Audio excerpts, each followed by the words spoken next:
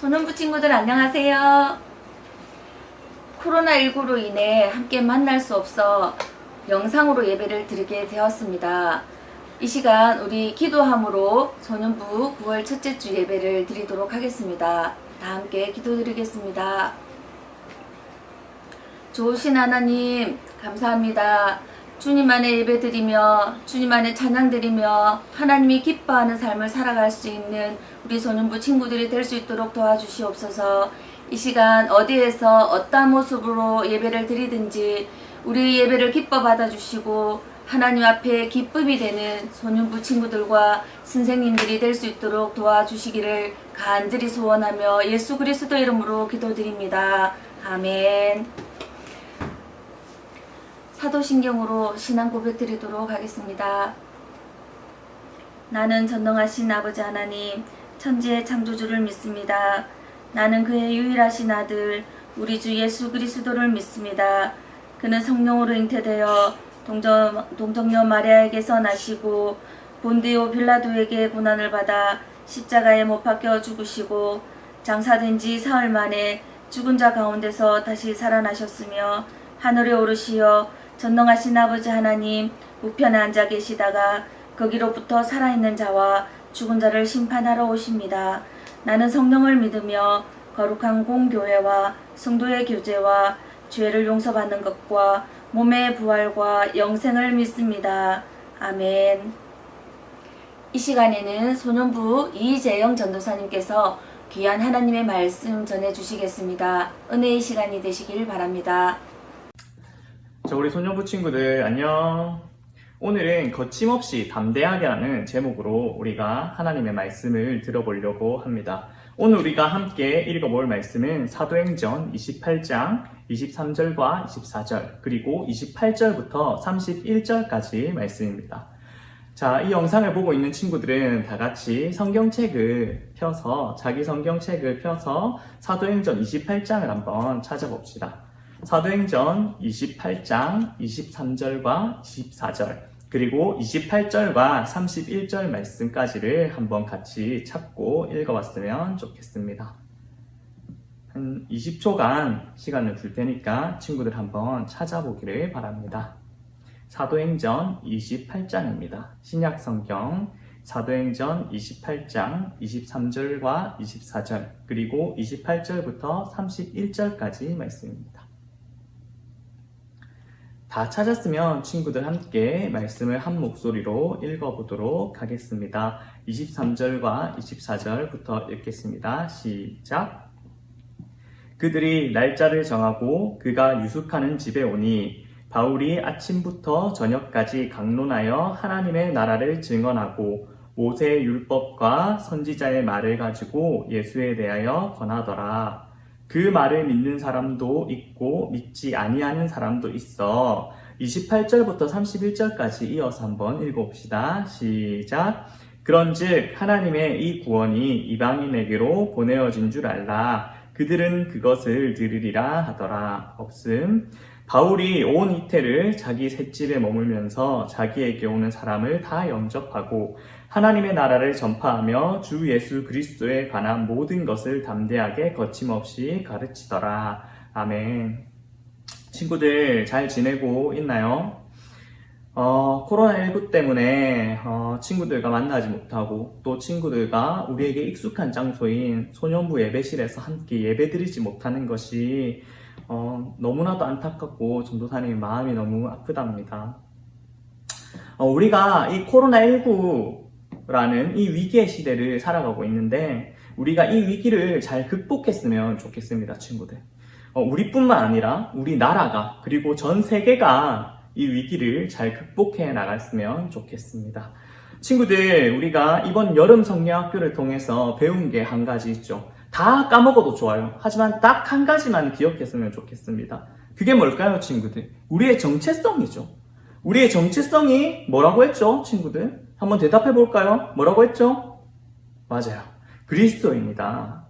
그리스도인이라면 이 코로나19의 위기의 상황 가운데서 우리 그리스도인이라면 말씀과 기도로 잘 이겨내고 또 극복할 수 있어야 합니다.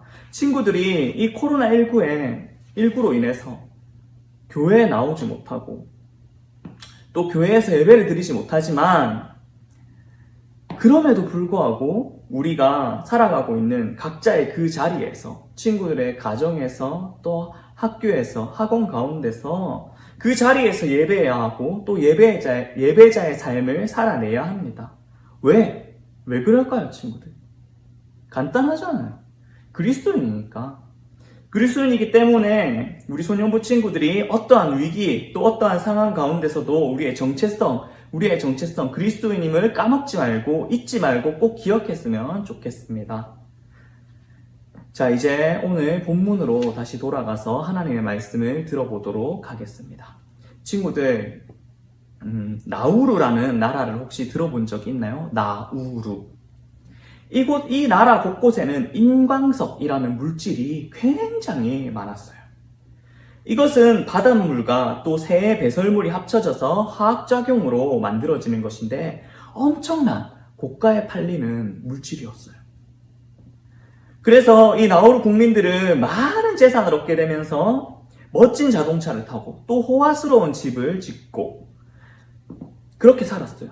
그런데 지금은 어떻게 되었을까요? 안타깝게도 그 자원이 모두 고갈되어서 다 사라지게 되어서 아주 가난한 나라가 되었다고 해요. 반면 친구들, 우리나라는 어떤가요? 자원이 풍족하지도 않고 큰 전쟁, 6.25라는 큰 전쟁을 겪었지만 국민들이 함께 힘을 모아서 발전을 이루어서 든든한 나라로 지금은 인정받고 있어요. 이처럼 좋은 환경이 꼭 좋은 결과를 가져오는 것은 아닌 것 같습니다. 오늘 말씀에 바울도 그랬어요, 친구들. 바울은 로마에 도착한 후 로마 군인이 지키는 집에 갇혀서 밖으로 나갈 수밖에 없었어요. 여기까지만 들으면 고생해서 로마까지 온 바울이 너무나도 매우 불쌍하게 여겨져요. 친구들이라면 이러한 상황에서 무엇을 할 수 있을까요? 엉엉 울기만 했을까요? 아니면 그저 지나가는 날짜만 하루, 이틀, 3일, 세고 한숨만 쉬면서 그렇게 세월을 보냈을까요? 놀랍게도 바울은 매우 바쁜 나날들을 보내고 있었어요. 집에 갇힌 상태에서 바쁠 일이 뭐가 있을까요? 바울이 로마에 도착했다는 소식이 들리자 그 지역에 있던 사람들은 바울이 왜 잡혀왔는지 또 어떤 일을 하다가 그렇게 되었는지 등 여러 가지 궁금증과 의문들을 가지고 바울을 찾아오기 시작했어요. 바울은 그들을 귀찮아하지 않았어요. 오히려 바울은 이것을 하나님이 주신 기회라고 생각했어요. 기회라고 여긴 바울은 사람들이 찾아오면 최선을 다해서 하나님의 나라와 또 예수님에 대해서 가르쳤어요. 얼마나 열심히 가르쳤는지 아침에 식사에서 밤까지 계속되었다고 성경이 기록하고 있습니다. 그렇다면 사람들이 다 집으로 돌아간 후에는 바울이 푹 쉬었을까요? 아니에요. 바울은 사람들이 돌아가고 난 뒤 시간이 나면 틈틈이 편지를 썼어요. 자신이 세운 교회 성도들에게 그리고 아끼는 사람에게 마음을 담아서 중요한 내용들을 꾹꾹 눌러서 적었어요. 그 시기에 바울이 쓴 편지가 바로 옥중서신, 갇힌 중에 쓴 편지라고 불리는 에베소서, 빌립보서, 골로새서, 빌레몬서예요. 만약 바울이 집에 갇혀있는 내가 무엇을 할 수 있겠어라고 생각하며 아무것도 하지 않았다면 오늘날 우리는 바울이 전해주는 이 예수님의 복음 그리고 교회에 관한 이야기를 알기 힘들었을 거예요. 바울은 이처럼 상황이 좋지 않아도 하나님이 주신 힘으로 담대히 그리고 거침없이 자신에게 주어진 일들을 해나가며 또 하나님의 나라를 세워갔어요. 사랑하는 소년부 친구들, 바울의 이야기에서 알 수 있듯이 중요한 것은 장소와 상황이 아니에요. 어디에 있든지 또 무엇을 하든지 그곳에 하나님께서 함께 하시는지 우리가 하나님과 함께 하고 싶어 하는지 아닌지가 더 중요해요. 그리고 하나님이 우리에게 원하시는 일들을 소홀히 여기지 않고 바울처럼 또 최선을 다해서 담대하고 또 거침없이 일어나가야 해요.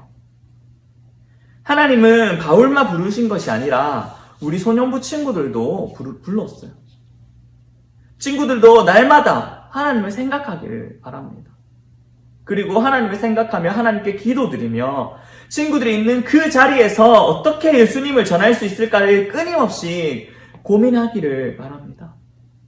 우리의 생각으로 또 친구들 대하는 표정과 말로 내가 할 수 있는 작은 선행 그리고 본보기로 우리가 할 수 있는 일이 아주 많습니다. 그렇게 바울과 같은 모습으로 내가 있는 그곳을 하나님의 나라로 함께 만들어가는 우리 예수님의 소년부 친구들이 되기를 간절히 소망합니다. 전도사님이 기도하고 주기도문으로 예배를 마치도록 하겠습니다. 기도하겠습니다. 다 같이 두 손 모으고 눈 감고 기도하겠습니다.